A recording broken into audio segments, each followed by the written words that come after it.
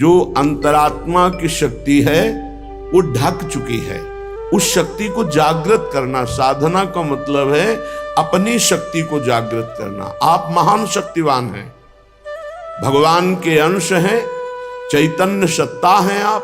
आप में संपूर्ण शक्तियां विराजमान हैं, जो जितनी जागृत कर ले। अब वो विषयों में, जो भोगों में रत है, वो अपनी शक्तियों को भूल करके भोगों में शक्तिहीनता का अनुभव कर रहा है उसमें भी शक्ति, पर वो भोगों की आसक्ति के कारण शक्तिहीनता का अनुभव कर रहा है। इसीलिए श्रीपाद कह रहे हैं कि हमें ऐसे भोगी पुरुषों से नहीं मिलना, ऐसे पापी जनों का संभाषण, मिलना जुलना नहीं, पर भगवत भाव उनमें भी रखना है, मिलना नहीं है। क्षुधा देह त्यागो वर्मी गृहस्थैर नहीं मिला, मैं ऐसे गृहस्थों से मिलूंगा ही नहीं जो भगवान की चर्चा, जिनको सुहाई नहीं देती, जो नाम जप नहीं करते, जो पापाचरण करते हैं, उनके द्वारा दिया हुआ थोड़ा भी अन्न हमारी बुद्धि को भ्रष्ट करके भगवत विमुख कर देगा, पक्की बात। विरक्त हो करके यदि जो गुरु मंत्र नहीं लिए पापाचरण करता है, अधर्मी है, ऐसे का प्रतिग्रह लिया जाए तो बुद्धि भ्रष्ट हो जाती है। और जो भगवत आश्रित रहते हैं तो भगवान ऐसे जनों को सामने आने ही नहीं देते। उनके द्वारा निर्धारित वही आपका भरण पोषण होगा जो आपकी बुद्धि को मंगल प्रदान करे, क्योंकि योगक्षेमम वहाम्यहम्, उसके योगक्षेम का वाहन भगवान करते हैं। उसको चिंतन नहीं करना पड़ता कि कौन अशुद्ध है कौन शुद्ध है, आएगा ही नहीं अशुद्ध, अशुद्ध आएगा ही नहीं, क्योंकि भगवद आश्रित है। योगक्षेमम वहाम्यहम् श्री भगवान कर है। म्यपि श्रेय प्राप्तो न युवति समीपम क्षण में, एक क्षण भी एकांत में विपरीत शरीर जहां से हमारा काम भाव प्रकट होता है, उसको आपस में एक मिनट भी एकांत में समय नहीं देना चाहिए। अगर देगा तो भ्रष्ट हो जाएगा। तस्मात् शास्त्रम प्रमाणम, ये शास्त्र प्रमाणित है। काजर की कोठरी में कैसो भी सयान हो जाए, दाग लागी है, पै लागी है, पै लागी है। बहुत सावधान। जिनको सेवा दी गई है कि आप समाज सेवा कीजिए, तो उनको भागवतिक बल भी दिया जाता है, केवल सेवा ही नहीं दी जाती। उनकी निर्विकारता उनके इष्ट और गुरु के बल से सुरक्षित होती है। देखो, अगर नाटक करोगे तो माया तुम्हारे सामने नाटक फैला देगी, नहीं निकल पाओगे। सच्चाई से चलोगे तो माया माँ है और कोई दूसरी वस्तु नहीं है। वो माँ की तरह दुलार करके आपको भगवान के चरणों में पहुंचा देगी। ये सब माया ही है। ये माइक माया है, आवाज माया है, ये शरीर माया है, ये जो भी आप देख रहे हैं, गो गोचर जहां लघु मनुजाई सो सब माया जानो भाई। ये माया आपकी मुक्त अवस्था को पहुंचाने के लिए है। अगर आप माया को भोक्ता भाव से देख लेंगे तो आप पतित हो जाएंगे। वो माँ है। श्री भगवान के आश्रित जो भक्तजन होते हैं वो शास्त्र आज्ञा का पालन करते। एक क्षण भी शास्त्र आज्ञा की अवहेलना प्रमाद में की तो फंस जाओगे। वो तो भगवान कृपालु हैं, कृपा करके फिर उसको रास्ता देते, नहीं तो माया रास्ता बंद ही कर देती है, आगे चलने का रास्ता नहीं रह जाता परमार्थ का। तो कह रहे एक क्षण भी शास्त्र विरुद्ध आचरण के लिए किसी को समय मत दो। कोई तुम्हारा मित्र नहीं है, परमार्थ के सब विरुद्ध हैं। एक संसार प्रकृति विरुद्ध करे तो का कीजे, और आगे के दाझे गए भजी पानी में आग लगे तो का कीजे। एक संसार दुष्ट की संगति ताहू में तुम पुष्ट करावो। क्या भगवत आश्रित हो करके आप अगर मनमानी आचरण शास्त्र विरुद्ध करते हैं तो आपका मंगल हो सकता है? शास्त्र विरुद्ध आचरण करने वाले का कभी मंगल नहीं होता, इसलिए सावधान। देखो, श्रीधाम वृंदावन वास करने वालों को हमने कई बार सत्संग में प्रणाम किया है कि आप रिक्शा चलाते हैं, आप छोटी मोटी दुकान रखते हैं, आप पोछा लगाते हैं यहाँ ब्रजवासियों के घरों में, और आप किसी भी तरह अपने जीवन, तो हम आपको प्रणाम करते हैं। क्यों आप निश्चल और निष्कपट होकर के भगवत धाम का वास करके वृंदावन की प्राप्ति के लिए आप ऐसा कष्ट सहकर कर रहे हैं। लेकिन इसमें छल कपट नहीं, इसमें तिलक कंठी और वेश का दुरुपयोग नहीं। इष्ट और गुरु को गाली पड़ेगी, तुम्हारे सब पुण्य नष्ट हो जाएंगे। सात्विक वेशभूषा का हमने आदेश किया है कि आप अपने घर में पैंट शर्ट पहन सकते हैं। सात्विक वेशभूषा का आप सम्मान करें। आपके द्वारा कोई वार्ता, कोई चेष्टा, कोई ऐसी करनी हो जाए तो आपके इष्ट और गुरु को गाली मिलेगी। आप इस पर सावधान रहें। आपके इष्ट और गुरु आपका हित कर रहे हैं, आपका हित नहीं। वनवास कर रहे हो, आप वनवासी वेशभूषा में रह सकते हैं। आप वनवास वृंदावन में आप सेवा कर रहे हैं, आप कर सकते हैं। आपके गले में पड़ी होगी गुरु की लॉकेट, आपके मस्तक पर श्री जी का चरण चिन्ह, आप कंठी धारण किए हुए हैं, तो आपको शांत, सौम्य, गंभीर, प्रिय बर्ताव करना है। अशांत और निगेटिव व्यवहार करने वाले पर भी आपको शांत और सकारात्मक भाव, कोई बात नहीं, आप जा सकते हैं। वो फिर नाराज हो रहा है, फिर हम हाथ जोड़ रहे हैं। हमें मार पीट, गाली गलौज, छल कपट नहीं करना। और जो यहां आसपास दुकान रखे हुए हैं उनसे हमारी प्रार्थना है, राधा केली कुंज से आपका कोई संपर्क है नहीं। आप दुरुपयोग मत कीजिए वेश का, आप इस स्थान का दुरुपयोग मत कीजिए, नहीं तो आपका वृंदावन वास छूट जाएगा और ऐसी समस्याओं में फंस जाओगे, निकलना मुश्किल हो जाएगा। हमारा संकेत समझ लीजिए, किसी से कोई संपर्क नहीं, सब अपनी अपनी दुकानें लगाए हुए हो। जो विविध प्रकार से सफेद वेश धारण करके, कंठी धारण करके, बाल रखा करके और इसके बाद गंदा आचरण करते हैं, वो अपने गुरु और इष्ट का और धाम का अपराध करते। ऐसे लोग कभी धाम में नहीं मरते। हमारा भूख से शरीर छूट जाए लेकिन हम अधर्म आचरण नहीं करेंगे। सबके ऊपर कानून शास्त्र है और शास्त्र संतों के हृदय से प्रकाशित होता है। वृंदावन वास का मतलब है निष्कपट सरल ढंग से तुम्हारा श्री जी भरण पोषण करेंगे। अचानक कोई व्यवस्थापक ऐसी व्यवस्था कर जाएगा जो लाडली जी के द्वारा प्रेरित है, ऐसे आचरण, गलत आचरण, दोहन वृत्ति, किसी को किसी के संबंध से दोहित करना, गुरु पत्नी गामी कहते हैं उसे। गुरु पत्नी गुरु के सबके पत्नी थोड़ी होती है, वो तो ब्रह्म ऋषि जो कुछ ऐसे कुल परंपरा जिनकी चली हुई है, और बकाया सब जो विरक्त हैं वो गुरु पत्नी गामी का दोष कैसे लगता है? गुरु के नाम पर उनके द्वारा दी हुई संपत्ति का भोग करना गुरु पत्नी गामी कहा जाता है। श्री जी के द्वारा व्यवस्था होना, गुरु जी के द्वारा व्यवस्था होना एक अलग चीज है। आप उनके नाम, उनकी छाप का प्रयोग करके आप दोहन वृत्ति रखते हैं, ये गुरु पत्नी गामी का अपराध महापापों में आता है। इसलिए सब कोई सावधान होकर वृंदावन वास करो। वृंदावन वास के लिए कह रहे क्षुधा देह त्यागो वर्मी गृहस्थिर नहीं मिला। आपने माना कि 5 ग्रंथ बेचे, 5 कंठी बेची, 5 माला बेची, आपको 100 रुपया मिला, तो आप आधा किलो भोजन पाएंगे ना, जो सब्जी दाल 100 रुपये में आपको बहुत बढ़िया आनंद मिलेगा। और आप ये जो हजारों रुपए, तो आपकी विलासिता, भोग बुद्धि बढ़ेगी और पापाचरण बढ़ेगा, धाम से निकाल दिए जाओगे। कहीं ना कहीं ऐसा भयानक रोग होगा, भागोगे यहां से, अशांति पैदा हो जाएगी। बहुत सावधानी की जरूरत है।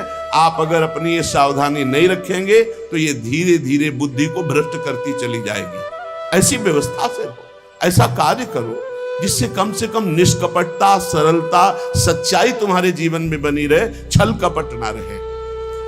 न श्रेयः प्राप्तो न युवति समीपम क्षणमय। ये मौत की भी मौत है बाबागिरी। काम, क्रोध, लोभ, मोह, मद, मत्सर, इन सब को मार दिया जिसने, और मौत की मौत, मृत्यु का भी भय जिसके अंदर से खत्म हो गया, उसे कहते हैं फकीर। फिकर भारी फकनी करे ताको नाम फकीर। फकीर का मतलब खिलवाड़ समझ लिया क्या? अगर हिम्मत है तो अपने घर से अनुमति लेकर के पूर्ण मर्यादा के अनुसार और जीवन भर न रुपया के सहारे, एकमात्र भगवान का सहारा। बहुत सावधानी से धामवास करो। ऐसा मत प्रयोग करो, दोहन वृत्ति मत रखो। गुरु के नाम की, गुरु के प्रभाव की दोहन वृत्ति तुम्हारा पतन करा देगी। ये गुरु पत्नी गामी का कलंक उसको लगता है। बहुत सावधान। गुरु के वटिया से मिले रहना, न कुछ लेना न देना, मगन रहना। अब हम आश्रित है तो भरण पोषण गुरु के द्वारा हो रहा है, वो बात अलग है। दोहन वृत्ति नहीं। ना शास्त्र गुरु कोटि भीर न खलु लोक निंदा सतैर, महानर दृष्टि भीर नहीं विपत्ति सौखेर नहीं। करोड़ों करोड़ों बार शास्त्र समझा रहे, गुरु समझा रहे, तुम्हारे समझने की शक्ति नष्ट हो चुकी है। देखो, शक्ति मां है। जैसे हम बार बार कहते हैं, माताओं बहनों में जननी भाव, पूज्य भाव, क्योंकि उससे आपके अंदर शक्ति बढ़ेगी। और जब आप इन शक्ति को शक्ति स्वरूपा जननी स्वरूपा देवियों के प्रति काम भाव रखोगे तो आपकी शक्ति नष्ट हो जाएगी। बिना शक्ति के कुछ नहीं है संसार में। भगवान की अलौकिक शक्ति है जो सब में व्याप्त है, उसके बिना सब सौ के तुल्य हैं। बहुत ध्यान से सुनना। शक्ति का बल ही ब्रह्मा के अंदर जब जागृत होता है तो वो ब्रह्म शक्ति ही पूरे त्रिगुण माया की रचना रचती है। वही शक्ति है जिससे विश्व की उत्पत्ति होती है, वो शक्ति से होती है, ब्रह्मा से नहीं। ब्रह्मा की शक्ति, तो ब्रह्म में वो शक्ति जागृत हुई तो वो पूरे त्रिभुवन को रचने में सामर्थ्यशाली हुए ब्रह्मा जी। विष्णु की शक्ति पालन, शिव शक्ति संहार, सबके पास शक्ति विराजमान। शक्ति के बिना कुछ नहीं। दया की शक्ति, क्षमा की शक्ति, ध्यान दीजिए, ये सब शक्ति हैं। दया, क्षमा, निद्रा, स्मृति, क्षुधा, तृष्णा, तृप्ति, श्रद्धा, भक्ति, धृति, मति, तृप्ति, पुष्टि, शांति, कांति, लज्जा, ये सब महाशक्तियां हैं। यही गोलोक में श्री राधा, साकेत में श्री सीता, क्षीरोद सागर में लक्ष्मी, यही भगवान शिव के वाम भाग में आद्या शक्ति, दुर्गति नाशिनी दुर्गा, यही वाणी की शक्ति, यही विद्या की शक्ति, यही सरस्वती, यही सावित्री, यही गायत्री, यही सूर्य की प्रकाश शक्ति, यही पूर्ण चंद्र की सुधा वर्षणी शोभा शक्ति, अग्नि में दाहिका शक्ति, वायु की वहन शक्ति, जल की शीतलता तृप्तिदायक शक्ति, धरा की धारण शक्ति, पृथ्वी की धारण शक्ति और प्रसूति शक्ति, तपस्वियों की तप शक्ति, ब्रह्मचारियों की ब्रह्मचर्य शक्ति, गृहस्थों की सर्वाश्रय शक्ति, वानप्रस्थों की संयमशीलता शक्ति, सन्यासियों की त्याग शक्ति, महापुरुषों की महत्ता शक्ति, मुक्त पुरुषों की मुक्ति शक्ति, ये सब शक्ति है। शूरवीरों की बल शक्ति, माता पिता में वात्सल्य शक्ति, गुरु में गुरुता शक्ति, पुत्र में शिष्य में गुरु भजन भक्ति रूपी शक्ति, साधुओं की साधुता रूपी शक्ति, चतुरों की चातुरी रूपी शक्ति और माया की मायावी विभूतियां शक्ति, ये सब एक ही परम शक्ति अनंत रूपों में फैली हुई है। वाग्मियों की वाक शक्ति, न्यायी नरेशों की प्रजा पालन शक्ति, प्रजा की राजभक्ति शक्ति, सदाचारियों की दैवी संपदा रूपी शक्ति, मुमुक्षुओं की षट संपत्ति, धनवानों की अर्थ संपत्ति शक्ति, ये सब शक्ति है। हजारों शक्ति रूप धारण करके चराचर जगत को, ज्ञानियों की ज्ञान शक्ति, प्रेमियों की प्रेम शक्ति, वैराग्यवान की विराग शक्ति, भक्तों की भक्ति शक्ति, यही राज्य लक्ष्मी शक्ति, सौभाग्य लक्ष्मी शक्ति, शोभा लक्ष्मी संपत्ति, यही सब कुछ, यही परमात्म शक्ति जब जागृत होती तो त्याग, वैराग्य, तपस्या, काम क्रोध पर विजय और मोक्ष और परम पद और प्रेम, जो चाहे, प्रेम शक्ति भी है। इस शक्ति को जागृत करना है। इसीलिए कह रहे तुम्हें शास्त्र 100 बार समझा रहे, गुरु हजार बार समझा रहे, तुम्हारी समझ में नहीं आ रहा क्योंकि तुमने अपनी शक्ति का नाश कर दिया है। इसी मंत्र से शक्ति जागृत होती है, नाम जप से शक्ति जागृत होती है। ये महाशक्ति जब जागृत होती है तो पूर्ण ज्ञान उसके अंदर जागृत हो जाए। ज्ञान शक्ति जब आराधना की जाती है तो ज्ञान शक्ति, वैराग्य शक्ति, भक्ति रूपी शक्ति, प्रेम शक्ति, ये शक्ति ही है, सब रूपों में जागृत होती है। आज तक बिना इस शक्ति को जागृत किए कोई कहीं भी सफल नहीं हुआ। बड़े बड़े शक्तिवान महात्मा हैं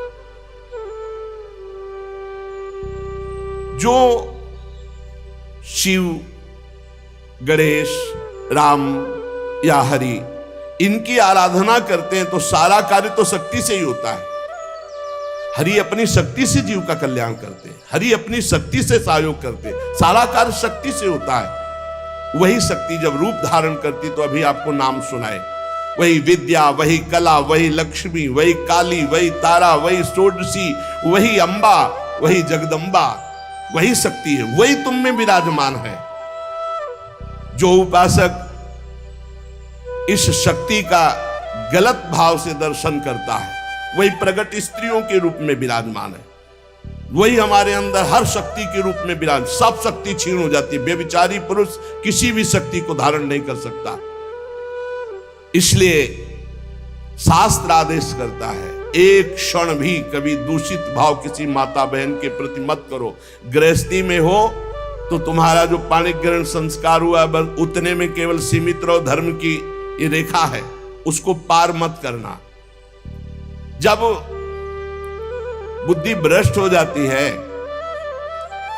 तो वो तामसिक पूजा प्रारंभ करता है, तामसिक आचार करता है, जो सीधे नरक ले जाने वाला है। ये तामसिक आराधना करने वाला तामसिक वस्तुओं के द्वारा जब सेवा करता, सोचता है कि मैं बहुत बड़ी उपासना कर रहा हूं। मांस अर्पित करना, मदिरा अर्पित करना, इन गंदी वस्तुओं का, तामसिक वस्तुओं का जगत जननी से, शक्ति से कोई संबंध नहीं है। जहां ये बात आती है, शक्ति जागृत सबको करना पड़ता है, मंत्र में शक्ति ही विराजमान है। तो शास्त्रों का रहस्य है, शास्त्र आदेश करते हैं कि पशु बलि देनी चाहिए। तो यहां पशु कौन है? जो इंद्रियों में पशुता है और जो जनेंद्री में पशुता है, इस पशुता की बलि देने की बात कही गई है। जिह्वा का मुख्य कार्य है पवित्र भोजन करना, पर जो अपनी शक्ति को खोकर मनमानी भोजन करते हैं, जनेंद्री का कार्य है मैथुन करना। जो एक सीमा में न रहकर मनमानी व्यभिचार करते हैं, तंत्र शास्त्र कहता है इसकी बलि, ये पशुता है, इस पशुता की बलि दो कि आज से मैं नियम लेता हूं, हे जगदम्बा आपके सामने सात्विक आहार करूंगा, कभी असत आहार नहीं करूंगा। आज से मैं गृहस्थ हूं तो अपनी पत्नी से केवल धर्मानुसार संतान उत्पन्न करने के लिए, अन्यथा मैं आजीवन संयम से रहूंगा। ये बलि देने की बात कही गई है। जो काम की लिप्सा है उसका नाश करो। जो स्वाद की, ये दो इंद्रियां बड़ी प्रबल हैं, जनेंद्री और रसेंद्री। परमार्थ में चलने वाले को अपनी दैवी संपदा जागृत करने के लिए इन दो की बलि देना ही पड़ेगा, जबान के स्वाद की और जनेंद्री के भोग की। इस पशु बलि के अतिरिक्त पराशक्ति को कहीं भी ऐसा नहीं लिखा कि अन्य पशुओं की बलि चढ़ाई जाए। जिह्वा पशु की बलि चढ़ाओ, मतलब जिह्वा काटना नहीं है, जिह्वा की रसेंद्री में सात्विक भोग केवल ले जाना है, रजोगुणी तमोगुणी भोजन नहीं पाना है। और ये जो अज्ञानी जन नहीं जानते हैं, ये भोले भाले पशुओं की बलि करते हैं और सोचते हैं कि मां प्रसन्न हो जाएगी, शक्ति जागृत हो जाएगी।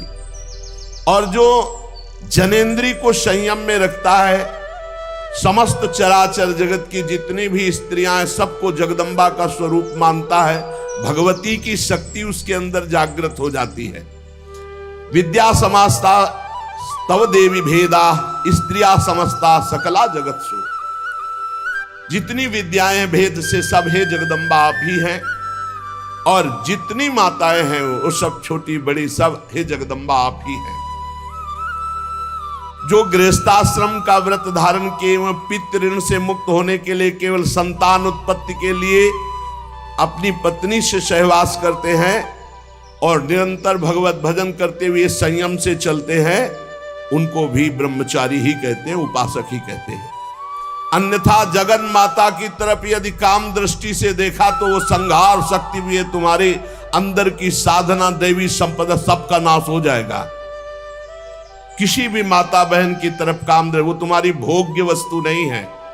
अगर असावधानी की तो आपकी आंतरिक शक्तियां आपको छोड़ देंगी, फिर आप पतित हो जाएंगे। ये मोक्षदायिनी शक्ति है यदि सही भाव से चला जाए।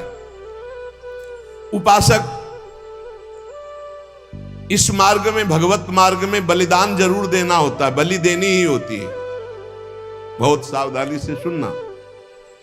यहां अपने भोग वासना की बलि देनी होती है। जो भोगों में फंसा हुआ है उस वृत्ति की बलि देनी होती है। ये मां के नाम पर मां की ही संतान और उसका गला काट करके ऐसी बलिदान की कहीं शास्त्रों में आज्ञा नहीं की गई। मां को हर संतान अपनी उतनी ही प्यारी होती, चाहे वो मूर्ख क्यों ना हो। तो जगन माता, जगदम्बा, दिव्य शक्ति, इनके बिना तो कुछ है ही नहीं। त्याग शक्ति, वैराग्य शक्ति, ज्ञान शक्ति, भक्ति शक्ति, प्रेम शक्ति, यही सब स्वरूपों में प्रकाशित है।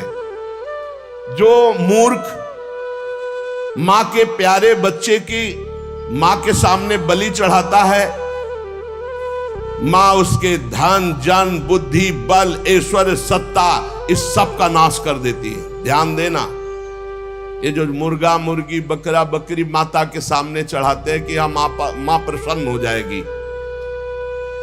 दीनहीन दुखी उस पशु को जो कुछ नहीं कर सकता है, तुम मां की कृपा प्राप्त करने के लिए मां के सामने मां के बच्चे को मारकर, मां को वो खून चढ़ाकर तुम जानते हो मां प्रसन्न हो जाएगी। तो स्पष्ट लिखा है, तुम्हारा सारा धन, जन, बुद्धि, बल, ऐश्वर्य, सत्ता, सब का नाश कर देगी वो मां, क्योंकि तुम उसके खिलाफ कार्य कर रहे हो। मां कब प्रसन्न होगी? जब तुम अपने धन बल से, बुद्धि बल से, शरीर बल से दूसरों को सुख पहुंचाओगे, क्योंकि दूसरे सब मां की संतान है। मां तुम्हें गोद में बैठा लेगी जब मां की आज्ञा के अनुसार चलोगे, और वही सब शक्तियों की स्वामिनी है, वो तुम्हारे अंदर शक्ति जागृत कर देगी। बलिदान करना है, निश्चित शास्त्रों में आज्ञा है बलि की। बलि चढ़ाना है, लेकिन काम की बलि चढ़ाना है, क्रोध की बलि चढ़ाना है, लोभ की बलि चढ़ाना है, असत्य की बलि, इंद्रिय विषय विलासिता, इसकी बलि चढ़ाना है। तुम मां से प्रार्थना करो तुम्हारी बुद्धि शुद्ध हो जाए, मां की चरण रज से तुम्हारे अंदर आसुरी भाव, उसकी बलि चढ़ जाए। जब तुम प्रेम भाव से मां की आराधना करोगे तो तुम्हें जो परम लाभ मिलेगा वो दिव्य शक्तियां जागृत हो जाती है। और जब मां से विपरीत भाव किया जाता है, मां को भोग के भाव से देखोगे, इससे बड़ा विपरीत भाव क्या है? ये सब मां ही तो है विविध रूपों में, जननी ही शक्ति तो है।